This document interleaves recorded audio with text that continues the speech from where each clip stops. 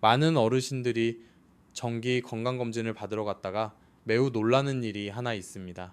자신은 몸에 아주 좋은 일을 하고 있다고 생각했습니다. 심지어 몇 달 동안 매일 빠짐없이 해오고 있었습니다. 그런데 검사 결과를 받아보니 혈압은 더 높아지고 혈중 지방도 더 늘어나고 기억력도 서서히 떨어지기 시작한 것입니다. 그리고 안타깝게도 그 원인이 때로는 많은 사람들이 건강에 아주 좋다고 믿는 바로 그것, 들기름에서 오는 경우가 있습니다. 만약 대게 뚜껑을 연 지 한 달이 넘은 들기름 한 병이 있다면 꼭 자세히 살펴보시기 바랍니다. 지금 부엌에 놓여 있는 그것은 더 이상 혈관을 보호해주는 기름이 아니라 쉽게 산화되어 몸에 조용히 해를 끼치는 기름이 되어 있을 가능성이 매우 큽니다. 왜 이런 일이 생기는지 제가 말씀드리기 전에 만약 여러분께서 노년의 건강에 관심이 있으시다면 채널을 구독해 주시기 바랍니다. 이 정보가 도움이 되셨다면 다음 영상들을 놓치지 않도록 채널을 구독해 주십시오. 그리고 대개도 들기름이 있거나 혈관과 기억력을 지키기 위해 올바르게 사용하는 방법을 알고 싶으시다면 아래의 숫자 1을 댓글로 남겨주십시오. 오늘 저는 여러분께 아주 중요한 세 가지를 말씀드리겠습니다. 첫째, 왜 많은 사람들이 매일 들기름을 먹는데도 오히려 건강이 나빠지는지. 둘째, 들기름을 다른 음식과 함께 섞어 훨씬 더 강한 효과를 내게 하는 세 가지 방법. 값비싼 건강보조식품보다 더 좋은 효과를 낼 수도 있습니다. 그리고 마지막으로 혈관이 점점 더 막히는 것을 원하지 않는다면 절대로 해서는 안 되는 잘못된 습관들입니다. 저는 의사입니다. 저는 같은 질문을 하며 진료실을 찾아오는 많은 어르신들을 만나왔습니다. 모두가 건강하게 먹으려고 노력했다고 말합니다. 그런데 검사 결과는 기대와 달랐습니다. 그리고 69세 김재석 어르신의 이야기는 제가 아직도 아주 또렷하게 기억하고 있는 사례입니다. 김 어르신은 거의 5년 동안 고혈압과 고지혈증을 앓고 있었습니다. 매달 병원에 와서 검사를 받았습니다. 혈압은 보통 145에 90 정도였습니다. 총 콜레스테롤은 약 230이었습니다. 중성지방은 항상 200이 넘었습니다. 어느 날 그는 텔레비전 건강 프로그램에서 들기름이 혈관에 아주 좋고 혈관 벽을 깨끗하게 해주며 치매 예방에도 도움이 된다는 이야기를 보게 되었습니다. 그날 이후로 그는 매일 아침 공복에 들기름 한 숟가락씩 마셨습니다. 그는 6개월 동안 하루도 빠짐없이 그렇게 했습니다. 자신이 올바르게 하고 있다고 믿었습니다. 심장과 혈관에 좋다고 하니 달걀을 부칠 때도, 채소를 볶을 때도, 음식에 섞을 때도 늘 들기름을 사용했다고 저에게 말했습니다. 많이 먹을수록 더 건강해질 것이라고 생각한 것입니다. 하지만 6개월 후 검사 결과는 그를 매우 걱정하게 만들었습니다. 혈압은 내려가지 않고 152까지 올라갔습니다. 콜레스테롤은 230에서 258로 증가했습니다. 중성지방도 이전보다 더 높아졌습니다. 담당 의사는 그의 피가 점점 더 끈적해지고 있고 혈중 지방이 늘어나고 있으며 혈관벽이 점점 더 큰 압박을 받고 있다고 설명했습니다. 건강 상담이 끝난 뒤 김 어르신은 검사 결과지를 들고 조용히 저에게 다가와 물었습니다. 그는 이렇게 말했습니다. 사람들이 다 들기름이 아주 좋다고 하더군요. 저는 매일 빠짐없이 먹었습니다. 그런데 왜 제 몸은 더 나빠진 걸까요? 저는 그를 바라보며 곧바로 알았습니다. 문제는 들기름 자체에 있는 것이 아니었습니다. 문제는 그가 사용하는 방법에 있었습니다. 들기름은 정말로 아주 특별한 기름입니다. 식물성 오메가 3가 매우 많이 들어 있습니다. 특히 알파 리놀렌산이 풍부합니다. 이것은 혈관의 염증을 줄이고 혈액순환을 더 좋게 하며 혈전이 생길 위험을 낮추는 데 도움이 되는 지방입니다. 많은 연구에서 식물성 오메가3를 많이 먹는 사람들은 심혈관 질환의 위험이 더 낮은 것으로 나타났습니다. 또 다른 연구들에서는 오메가3가 풍부한 식사를 하는 사람들에게서 기억력 저하와 치매 위험도 더 낮게 나타났습니다. 바로 그렇기 때문에 들기름은 오래전부터 한국인의 식탁에서 매우 귀한 선물처럼 여겨져 왔습니다. 하지만 오메가3가 많이 들어있기 때문에 들기름은 매우 민감합니다. 참기름이나 일반 식용유와는 완전히 다릅니다. 많은 분들이 모르는 첫 번째 사실은 들기름은 매우 쉽게 산화된다는 것입니다. 뚜껑을 열어둔 채 부엌에 놓아두고 오랫동안 빛과 온도, 공기에 노출되면 기름은 서서히 변질되기 시작합니다. 많은 사람들은 기름에서 냄새가 나거나 맛이 이상해져야만 상한 것이라고 생각합니다. 하지만 실제로는 그렇지 않습니다. 겉으로 보기에는 여전히 멀쩡하고 냄새도 크게 달라지지 않았는데 안에서는 이미 몸에 해로운 산화물질이 생기기 시작한 기름도 있습니다. 기름이 산화되면 혈관벽을 손상시키는 물질이 생길 수 있습니다. 이런 물질이 몸속으로 들어오면 더 이상 혈관을 깨끗하게 해주는 것이 아니라 오히려 혈관에 염증을 만들고 혈관을 좁게 만들며 혈액순환을 어렵게 만듭니다. 원래 깨끗하던 관, 안쪽에 오래된 기름때가 한 겹 더 들러붙는 것과 비슷합니다. 저는 김어르신에게 평소에 기름을 어디에 두는지 물었습니다. 그는 모든 기름이 다 똑같다고 생각해서 조리하는 가스레인지 바로 옆 부엌 선반에 들기름 병을 두고 있다고 했습니다. 큰 병 하나를 사서 두세 달 동안 다 먹을 때까지 사용했다고 했습니다. 그 이야기를 듣는 순간 저는 왜 그의 건강이 좋아지지 않았는지 이해할 수 있었습니다. 들기름은 몇 달씩 부엌에 두어도 되는 기름이 아닙니다. 뚜껑을 연 뒤에는 냉장고 냉장칸에 보관하는 것이 가장 좋습니다. 그리고 가능하다면 작은 병을 사서 한 달 안에 다 먹는 것이 좋습니다. 기름이 신선할수록 효과는 더 좋습니다. 오래 둘수록 산화될 위험은 더 커집니다. 하지만 그것만이 김어르신의 유일한 실수는 아니었습니다. 그가 두 번째로 잘못한 것은 들기름을 높은 온도에서 조리하는 데 사용한 것이었습니다. 그는 달걀을 부치고 채소를 볶고 여러 뜨거운 음식을 만들 때 들기름을 사용했습니다. 하지만 들기름은 열에 매우 약한 기름입니다. 온도가 너무 높아지면 특히 약 160도 이상에서는 기름 속의 오메가3가 매우 빠르게 파괴됩니다.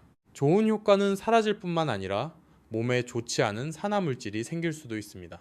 저는 많은 분들이 더 건강하게 먹기 위해 볶음이나 부침에도 들기름을 쓴다고 말하는 것을 보았습니다. 하지만 사실 그것은 이 귀한 기름의 좋은 효과를 모두 잃게 만드는 방법입니다. 들기름은 오래 볶거나 부치는 데 사용해서는 안 됩니다. 가장 좋은 방법은 음식을 다 만든 뒤 마지막에 넣는 것입니다. 예를 들면 삶은 채소 위에 조금 뿌리거나 불을 끈 뒤 미역국에 넣거나 두부 위에 뿌리거나 음식이 조금 식은 뒤 밥과 채소에 섞어 먹는 것입니다. 이렇게 작은 변화만 해도 몸은 완전히 다른 종류의 좋은 지방을 받아들이게 됩니다. 제 설명을 들은 뒤 김어르신은 아주 오랫동안 조용히 앉아 있었습니다. 그리고는 한숨을 쉬며 말했습니다. 지금까지는 건강에 좋은 것이라면 무조건 많이 먹을수록 더 좋다고 생각해 왔다고 말입니다. 하지만 실제로는 많은 음식들이 올바르게 먹을 때만 좋은 법입니다. 들기름도 마찬가지입니다. 저는 김어르신께 많은 분들이 또 하나 잘못하고 있는 것이 있다라고 말씀드렸습니다. 바로 공복에 들기름만 따로 마시는 것입니다. 요즘에는 아침마다 아무것도 먹지 않은 상태에서 들기름 한 숟가락을 마시면 혈관을 더 빨리 깨끗하게 해준다는 이야기를 서로 많이 합니다. 하지만 어르신들에게는 이 방법이 언제나 맞는 것은 아닙니다. 배가 비어있는 상태에서 바로 기름이 위로 들어가면 몸은 지방을 소화하기 위해 담즙을 분비하고 위를 강하게 움직여야 합니다. 젊은 사람은 별다른 불편을 느끼지 않을 수도 있습니다. 하지만 어르신들은 쉽게 속이 더부룩해지고 메스꺼움이 생기고 소화가 잘 되지 않거나 심하면 설사까지 하게 되는 경우가 많습니다. 담낭 기능이 약하거나 지방간이 있거나 원래 소화가 약한 분들은 더욱 쉽게 이런 증상을 겪게 됩니다. 저는 공복에 들기름을 마신 뒤 입안이 쓰고 배가 무겁고 하루 종일 입맛이 없었다고 말하는 분들을 적지 않게 보았습니다. 많은 분들은 그것을 몸이 독소를 빼내고 있는 신호라고 생각합니다. 하지만 사실은 그렇지 않습니다. 그것은 몸이 갑자기 들어온 많은 기름을 견디지 못해 나타나는 반응일 뿐입니다. 저는 김어르신께 들기름은 따로 마시면 안 된다고 말씀드렸습니다. 들기름은 잘 맞는 음식과 함께 먹을 때 가장 좋은 효과를 냅니다. 올바르게 함께 먹으면 기름 속 오메가3가 더 잘 흡수될 뿐 아니라 혈관과 뇌에 매우 좋은 조합이 됩니다. 제가 가장 먼저 함께 드시라고 권한 음식은 달걀이었습니다. 많은 어르신들이 매일 달걀을 드십니다. 하지만 대부분 프라이팬에 부쳐서 드십니다. 저는 김 어르신께 달걀을 부치는 대신 반숙이나 적당히 익힌 삶은 달걀을 드시라고 말씀드렸습니다. 그리고 접시에 올린 뒤 아주 약간의 소금을 뿌리고 그 위에 들기름 반 작은 술 정도를 더해보라고 했습니다. 김어르신은 꽤 놀란 표정으로 저를 바라보았습니다. 그는 지금까지 한 번도 그렇게 먹어볼 생각은 해본 적이 없다고 말했습니다. 저는 달걀 속에는 콜린이 매우 많이 들어있다고 설명했습니다. 콜린은 뇌에 아주 중요한 영양소입니다. 콜린은 몸이 아세틸콜린을 만드는 데 도움을 줍니다. 아세틸콜린은 기억력과 집중력에 직접 관련된 신경 전달 물질입니다. 나이가 들수록 몸이 아세틸콜린을 만드는 능력은 점점 떨어집니다. 그래서 많은 분들이 자꾸 깜빡하고 아는 사람 이름이 잘 떠오르지 않고 이야기를 하다가도 무슨 말을 하려 했는지 잊어버리게 되는 것입니다. 반면에 들기름 속 오메가3는 혈관을 보호하고 뇌가 더 잘 작동하도록 도와줍니다. 달걀과 들기름을 함께 먹으면 콜린도 얻고 오메가3도 함께 얻을 수 있습니다. 아주 단순한 조합이지만 어르신들에게는 특별히 좋은 조합입니다. 저는 김어르신이 바로 다음날 아침에 그 방법을 해보셨던 것을 아직도 기억합니다. 며칠 뒤 다시 찾아온 그는 아침 식사가 훨씬 먹기 편해졌다고 말했습니다. 달걀이 전처럼 퍽퍽하고 느끼하지 않았다고 했습니다. 들기름을 아주 조금만 더했을 뿐인데 음식이 더 고소하고 부드러워졌고 직접 기름을 마셨을 때처럼 속이 무거운 느낌도 더 이상 없었다고 했습니다. 제가 두 번째로 함께 드시라고 권한 음식은 두부였습니다. 두부는 많은 한국 가정의 식탁에서 아주 익숙한 음식입니다. 부드럽고 먹기 쉽고 식물성 단백질도 풍부합니다. 하지만 더 중요한 것은 두부 안에는 이소플라본이 들어있다는 점입니다. 이 성분은 항산화 작용을 하고 혈액 속 콜레스테롤의 균형을 유지하는 데 도움을 줍니다. 두부와 들기름을 함께 먹으면 들기름 속 좋은 지방이 몸이 두부의 영양소를 더 잘 흡수하도록 도와줍니다. 저는 환자분들께 두부 한 조각을 따뜻하게 데운 뒤 간장에 들기름 몇 방울을 섞어 찍어 드시라고 자주 권합니다. 복잡할 필요는 없습니다. 이렇게 아주 간단한 음식 하나만으로도 몸은 단백질과 항산화 성분 그리고 오메가3을 한꺼번에 받을 수 있습니다. 저는 김 어르신께 나이가 들수록 근육은 해마다 조금씩 줄어든다고 말씀드렸습니다. 채소와 밥만 먹고 단백질이 부족하면 어르신들은 더 쉽게 피곤해지고 걷는 힘도 약해지고 몸은 오히려 혈중 지방이 더 쉽게 늘어나게 됩니다. 두부는 위에 큰 부담을 주지 않으면서도 단백질을 보충해 줍니다. 여기에 들기름을 조금 더하면 식사는 훨씬 더 균형 있게 바뀝니다. 김어르신은 점심 식사를 바꾸기 시작했습니다. 예전에는 큰 밥 한 그릇과 여러 가지 튀긴 음식을 자주 먹었습니다. 하지만 그 뒤로는 찐 두부와 나물, 그리고 그 위에 들기름을 조금만 더해 먹기 시작했습니다. 처음에는 맛이 없을까봐 걱정했다고 했습니다. 하지만 일주일도 지나지 않아 익숙해졌다고 했습니다. 오히려 식사 후 몸이 더 가볍고 편안해진 느낌이 들었다고 했습니다. 제가 세 번째로 들기름과 함께 드시라고 권한 음식은 토마토였습니다. 많은 사람들은 토마토를 그냥 평범한 채소나 과일 정도로 생각합니다. 하지만 사실 토마토 안에는 라이코펜이라는 아주 특별한 성분이 들어 있습니다. 이것은 토마토의 붉은색을 만드는 성분이며 동시에 매우 강한 항산화 물질입니다. 라이코펜은 혈관을 보호하고 심장을 도우며 노화를 늦추는 데 관련이 있습니다. 하지만 많은 분들이 잘 모르는 사실이 하나 있습니다. 라이코펜은 기름에 녹는 성분입니다. 즉 토마토만 따로 먹으면 몸은 아주 조금밖에 흡수하지 못합니다. 하지만 좋은 지방을 조금 더하면, 특히 들기름을 함께하면 흡수율이 훨씬 높아집니다. 저는 김어르신께 잘 익은 토마토 한 개를 썰어 그 위에 들기름 반 작은술 정도를 뿌려보라고 했습니다. 많이 넣을 필요는 없습니다. 조금이면 충분합니다. 그리고 오후에 과자나 군것질 대신 그렇게 드셔보라고 했습니다. 일주일 뒤 김어르신은 웃으며 말씀하셨습니다. 토마토와 들기름이 그렇게 잘 어울릴 줄은 몰랐다고 했습니다. 토마토의 은은한 신맛과 들기름의 고소한 향이 어우러져 훨씬 더 먹기 편해졌다고 했습니다. 무엇보다도 그는 오후마다 과자와 단 음식을 찾는 습관이 사라졌다고 했습니다. 하지만 저는 김어르신께 들기름이 아무리 좋아도 결국은 기름이라는 사실을 꼭 기억해야 한다고 말씀드렸습니다. 그리고 가장 위험한 것은 너무 많이 먹는 것입니다. 김어르신은 예전에는 하루에 적어도 8숟가락에서 10숟가락 정도의 들기름을 먹었다고 털어놓았습니다. 아침에 한 숟가락을 마시고 달걀을 부칠 때 2숟가락, 채소를 볶을 때 2숟가락, 밥과 나물에 비비고 음식 위에 붓는 데에도 몇 숟가락씩 더 사용했습니다. 그는 그것이 몸을 지키는 방법이라고 생각했습니다. 저는 김 어르신께 기름 한 숟가락에는 약 120칼로리가 들어있다고 말씀드렸습니다. 만약 하루에 8숟가락이나 10숟가락을 먹으면 몸은 기름만으로 거의 1,000칼로리를 더 받게 됩니다. 좋은 지방이라 해도 너무 많으면 몸은 결국 남는 부분을 혈중 지방과 중성 지방으로 바꾸게 됩니다. 바로 그것이 검사 결과가 점점 더 나빠졌던 이유이기도 했습니다. 저는 김 어르신께 어르신들은 하루 동안 들기름 작은 술 한두 숟가락이면 충분하다고 말씀드렸습니다. 아침에는 달걀에 조금, 점심에는 두부나 채소에 조금, 오후에는 토마토에 조금, 그것만으로도 몸은 충분한 좋은 효과를 얻을 수 있고 남는 부담도 생기지 않습니다. 김어르신은 제 말을 듣고 조용히 고개를 끄덕였습니다.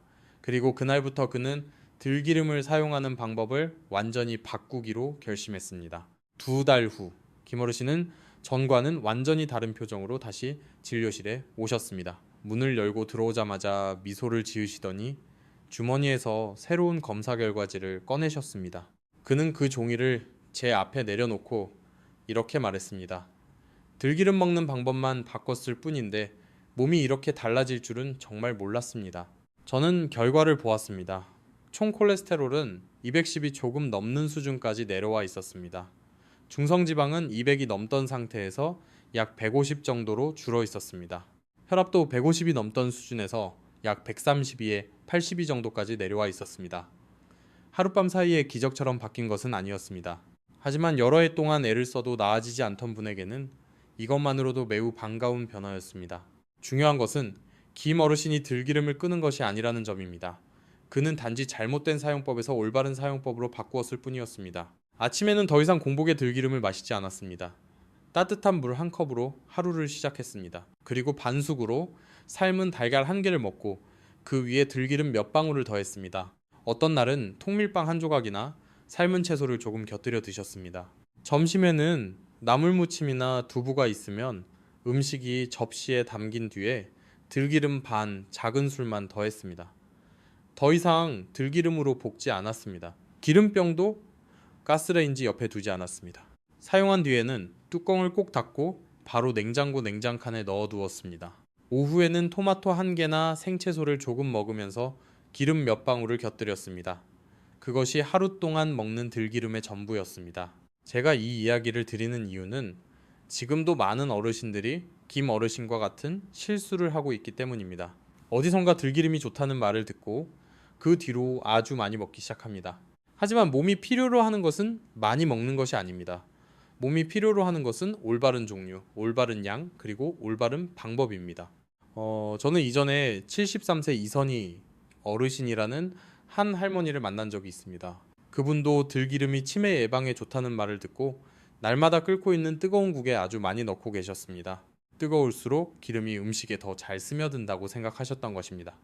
그런데 제가 여쭤보니 국을 끓일 때마다 처음부터 기름을 넣고 몇 분 더 끓인다고 하셨습니다. 저는 그렇게 하는 것은 들기름에서 가장 귀한 부분을 스스로 망가뜨리는 것과 다르지 않다고 설명드렸습니다. 오메가3는 높은 열에 매우 쉽게 파괴됩니다. 국이 끓고 있을 때 기름을 넣으면 대부분의 영양 성분은 이미 사라지고 맙니다. 심지어 기름이 몸에 이로운 것이 아니라 오히려 해로운 쪽으로 바뀔 수도 있습니다. 그 뒤로 그분은 사용하는 방법을 바꾸셨습니다. 국은 예전처럼 그대로 끓였습니다. 하지만 불을 끄고 먹기 직전에야 기름을 조금 위에 더하셨습니다. 한 달 뒤 그분은 국의 향이 훨씬 좋아졌다라고 말씀하셨습니다. 더 중요한 것은 예전처럼 식사 후 속이 더부룩한 느낌이 더 이상 없었다는 점이었습니다. 또 다른 한 분도 있었습니다. 71세 최민호 어르신이었습니다. 그는 당뇨와 고지혈증이 있었습니다. 친구들에게 들기름이 좋다는 말을 듣고 매일 밤 잠자리에 들기 전에 2숟가락씩 마셨습니다. 그렇게 하면 다음날 아침 혈관이 더 깨끗해질 것이라고 생각하셨습니다. 하지만 몇 주가 지나자 체중이 늘기 시작했습니다. 배는 더 무거워졌고 잠도 편하지 않았으며 아침에 일어나면 속이 늘 불편하다고 하셨습니다. 검사를 해보니 중성지방이 분명하게 올라 있었습니다. 원인은 아주 단순했습니다. 밤에는 몸의 움직임이 적어집니다. 잠들기 전에 많은 기름을 마시면 남는 에너지는 아주 쉽게 지방으로 바뀝니다. 특히 어르신들은 대사가 더 느리기 때문에 조금만 남아도 혈중 지방으로 쌓이기 쉽습니다. 그 뒤로 저는 그분께 들기름은 낮 시간 식사 중에만 아주 조금씩 사용하고 잠들기 전에는 절대로 마시지 말라고 권했습니다. 얼마 지나지 않아 더부룩함과 불편한 느낌은 눈에 띄게 줄어들었습니다. 이처럼 많은 사례를 겪으면서 저는 들기름이 마음대로 써도 되는 식품은 아니라는 것을 더욱 분명히 알게 되었습니다. 들기름은 좋습니다. 하지만 4가지 원칙을 기억할 때만 좋습니다. 첫 번째 원칙은 언제나 신선한 기름을 사용하는 것입니다. 뚜껑을 연 뒤에는 가능하면 한 달 안에 다 쓰는 것이 가장 좋습니다. 너무 오래 두었다면, 특히 2달이 넘었다면 아까워하지 않는 편이 낫습니다. 아직 많이 남아있다고 해서 억지로 끝까지 쓰지 마십시오. 여러분의 몸은 기름 한 병보다 훨씬 더 소중합니다. 두 번째 원칙은 언제나 냉장고에 보관하는 것입니다. 빛, 온도, 공기. 이 세 가지는 기름을 가장 빨리 상하게 만드는 원인입니다. 그래서 사용할 때마다 뚜껑을 잘 닫고 바로 냉장칸에 넣어 두셔야 합니다. 만약 집에 있는 들기름병이 몇 주째 부엌 선반 위에 놓여 있다면 이제는 다시 한번 확인해 보셔야 할 때인지도 모릅니다. 세 번째 원칙은 기름으로 볶거나 부치거나 오래 끓이지 않는 것입니다. 들기름은 센 불에서 조리하는 기름이 아니라 마지막에 더하는 양념처럼 생각하셔야 합니다. 나물 무침에 넣거나 밥에 비비거나 두부에 곁들이거나 불을 끈 뒤에 국에 넣거나 먹기 직전에 음식 위에 뿌리는 것이 좋습니다. 마지막 원칙은 꼭 필요한 만큼만 사용하는 것입니다. 하루에 작은 술 한두 숟가락이면 충분합니다. 그 이상은 필요하지 않습니다. 많이 먹는다고 해서 혈관이 더 깨끗해지는 것은 아닙니다. 오히려 혈중 지방이 늘고 몸이 더 무거워질 수 있습니다. 많은 어르신들은 아주 익숙한 생각을 가지고 계십니다. 몸에 좋은 음식은 많을수록 더 좋다고 믿습니다. 비타민도 더 먹고 기름도 더 먹고 보약도 더 챙기면은 몸이 더 좋아질 것이라고 생각합니다. 하지만 실제로 나이 든 몸은 젊을 때의 몸과 같지 않습니다. 많이 필요하지 않습니다. 그저 알맞게 필요할 뿐입니다. 매일 아주 많은 건강기능식품을 먹으면서도 늘 피곤하다고 하시는 분들이 있습니다. 반대로 매일 식사 습관에서 몇 가지 작은 것만 바꾸었는데도 건강이 눈에 띄게 좋아지는 분들도 있습니다. 김어르신이 바로 그런 예였습니다. 그는 새로운 약을 더 사지 않았습니다. 비싼 보충제를 따로 먹지도 않았습니다. 그는 그저 들기름을 쓰는 방법을 바꾸었습니다. 더 알맞게 먹고 더 적게 먹고 자기 몸에 맞게 먹기 시작했을 뿐이었습니다. 그리고 때로는 더 좋은 건강이 무언가를 많이 하려고 애쓰는 데서 오는 것이 아닙니다. 내 몸에 정말 맞는 것이 무엇인지 제대로 이해하는 데서 옵니다. 저는 여러분께서 여기까지 들으셨다면 냉장고를 열어보시거나 지금 부엌에 놓여있는 들기름병을 한번 다시 보셨으면 합니다. 그것을 연지 얼마나 되었는지 확인해 보십시오. 아직도 그것으로 볶고 계신지 아니면 공복에 마시고 계신지도 떠올려 보십시오. 오늘부터 조금만 바꾸어도 여러분의 몸은 이 기름으로부터 진짜 좋은 효과를 받기 시작할 수 있습니다. 아무것도 모른 채 조용히 해를 입는 대신 말입니다. 집에 있는 기름병이 이미 2달 넘게 열려 있었다면 오늘 당장 할 수 있는 가장 좋은 일은 아마 그것을 더 작은 3병으로 바꾸고 올바르게 보관하는 일일 것입니다. 그리고 내일부터는 여러분의 나이에 더 부드럽고 더 현명하고 더 잘 맞는 방법으로 그 기름을 사용해 보시기 바랍니다.